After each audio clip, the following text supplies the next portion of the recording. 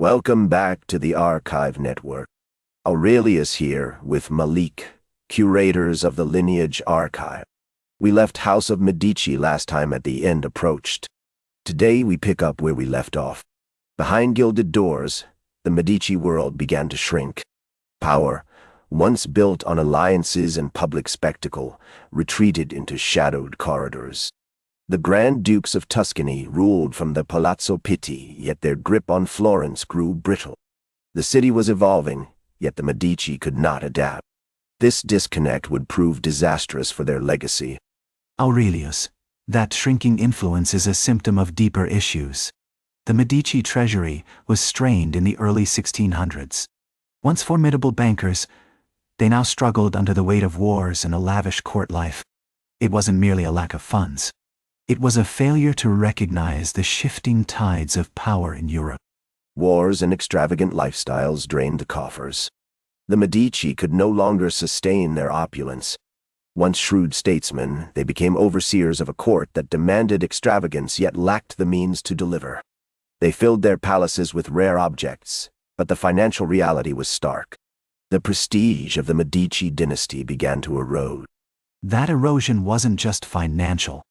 It bred deep suspicion among the people. The Grand Dukes surrounded themselves with favorites, creating an exclusive circle. The once welcoming spirit of Florence began to turn inward, shutting out those who didn't fit their mold.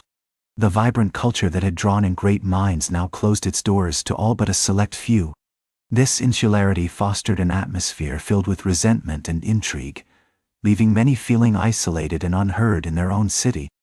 Accusations of corruption and betrayal whispered through the palace halls, like a dark cloud hanging over us. Trust, once a cornerstone of our power, eroded into fear and rivalry. What was once family unity now felt like a fragile facade, cracking under the weight of suspicion.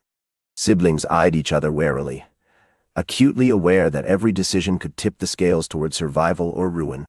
Rivalries thrive in the shadows, and we're left wondering how long it will be before they consume us entirely. And yet, Aurelius, the succession crises weren't just power struggles. They were deeply personal. After Cosimo II's death, his young son, Ferdinando II, faced regents vying for control. This discord established a precedent, eroding the foundation of the Medici's strength. Marriages that once united powerful houses now tied them to lesser families, showcasing their decline.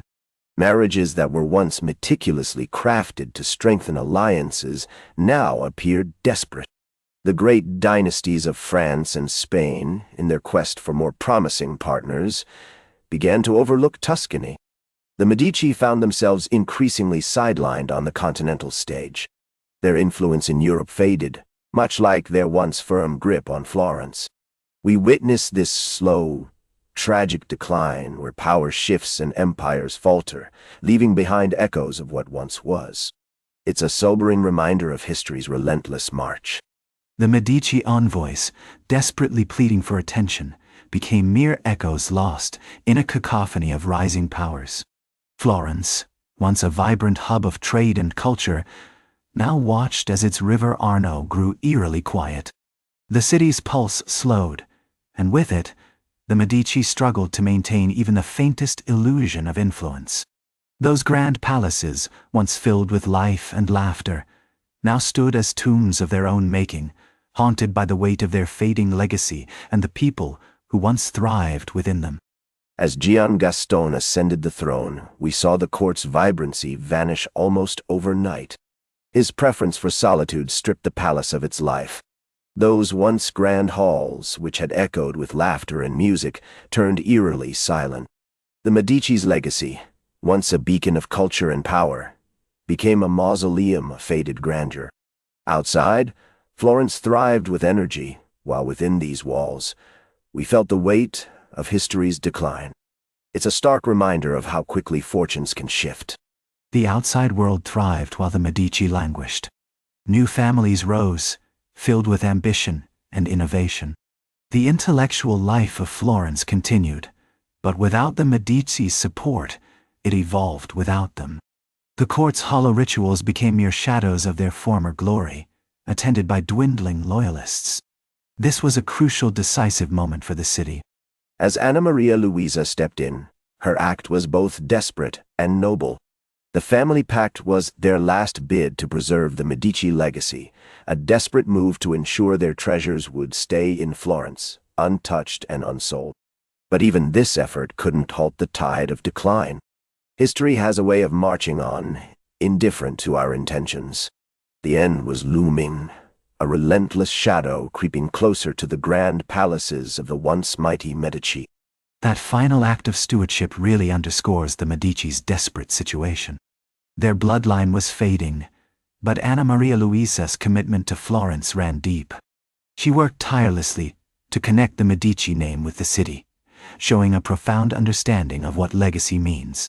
But the question remained: what kind of legacy could truly survive when the very dynasty that once ruled was all but extinguished?